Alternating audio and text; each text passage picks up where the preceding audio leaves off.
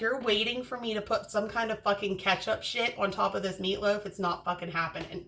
Hey, so I'm Kira and this is my kid. This is my first cooking video, though everybody is sure that you're gonna want to see my recipes. So, first of all, I do not have fancy kitchen gadgets. I don't have the accoutrement for all of the things. So I just make do with what I have, like our grandmothers would have. I wanted to start off, we're just gonna make a meatloaf, okay? But like, do you think about like how gross meatloafs were? I've got my ground beef. This is like maybe 2.5, 3 pounds. But like I said, I like to be able to reuse what I've already made. So like, if we don't eat all of this tomorrow, we'll have like meatloaf sandwiches. You stop buying these. This is dried onions that I just make myself because I use onions for like so much stuff and I've always got leftovers. So with my leftovers, I just put them in the dehydrator. I don't measure anything. So I listen to my heart and the voices of my ancestors. Breadcrumbs, these are Italian seasoned, though it doesn't really matter because I'm gonna throw a bunch of seasonings in there anyway. Because I don't use salt shakers. I just grab it and, you know, measure it in my hand or dump it. It doesn't matter. Paprika.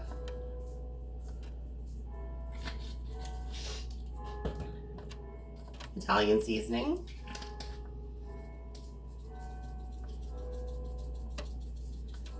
And like, it really doesn't matter, obviously, like,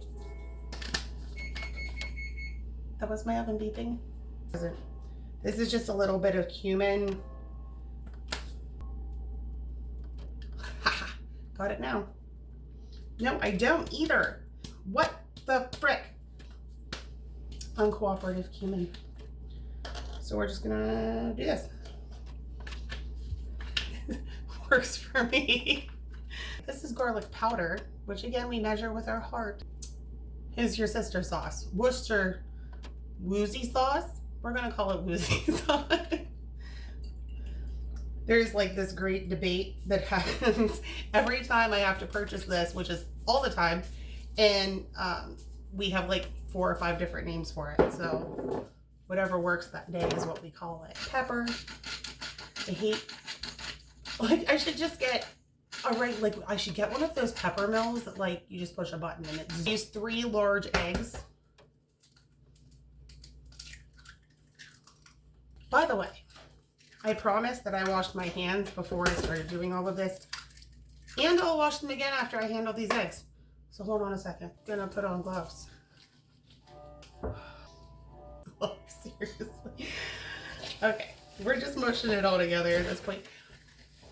I just want it to be known that not only do I not have the accoutrement that helps you do everything easier, all of my pots and pans are super freaking old, including my Pyrex.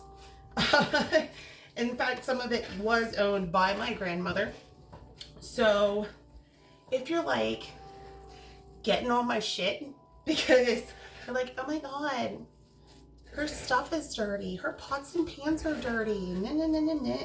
They're not fucking dirty, so get off my ass.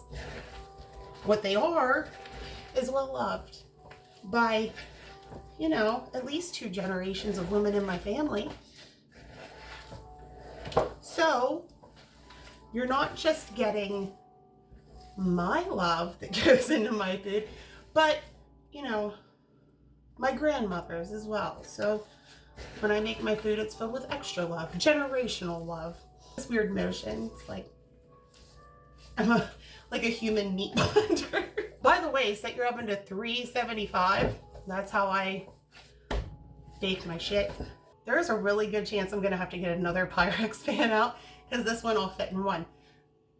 We'll see. Listen, if you're not used to making a meatloaf, fill in the holes. Like, don't let there be a bunch of gaps and holes and stuff in your meatloaf. And I like to build it up so that it sits kind of high. And then I just push it down a little bit. So that way I know that it's like packed really well. As my glasses fall off of my face and I look like an 80-year-old woman. Okay. I will really, really try to put some sort of measurements in the recipe in the comments. I can't promise that they're going to be exact, so you can adjust them as you see fit. Because as you saw, I just dump shit in And somehow it works. I need another pan. Woo, that's special. Water, just a little bit, just enough to like cover the bottom of the pan. Form a good seal. Then I told you, I don't even have regular kitchen scissors. I have these. They're hair cutting shears. And they work fine for my purposes. I'm not buying another pair of scissors. I've got like 3 pairs of these at the house, and these ones are specifically for the kitchen now. I run them through the dishwasher. They're perfectly fine. Little slits in the foil, okay? And those vent it so that everything doesn't get all soggy and gross, and it cooks more evenly this way. If like I just throw it in and don't cover it up, the top is gonna burn, and that's gross. And if I don't put these in here, there's gonna be so much condensation that builds up from the meat cooking that everything ends up being